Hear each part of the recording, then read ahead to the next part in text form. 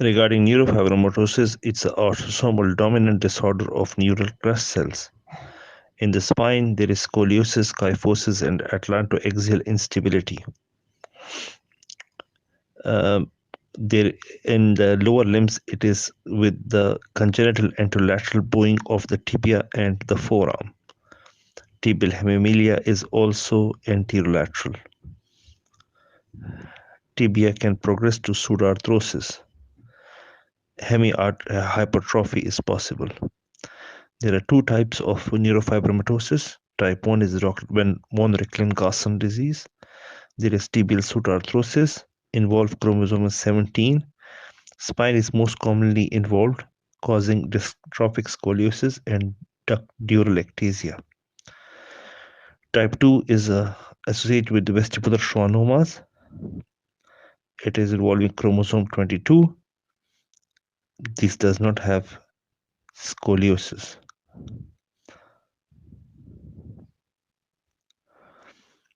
Regarding the diagnostic criteria of neurofibromatosis 1, 2 are needed for diagnosis.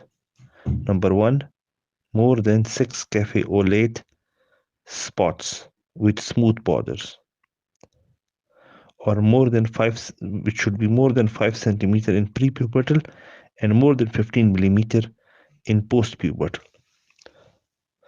Number 2, 2 or more cutaneous neurofibromas or plexiform neurofibroma.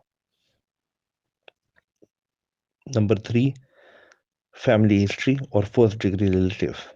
Number 4, optic glioma.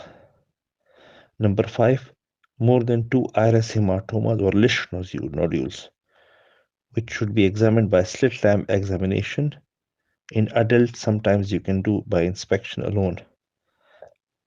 Number 6, sphenoid wing dysplasia or thinning of the long bone of the cortex.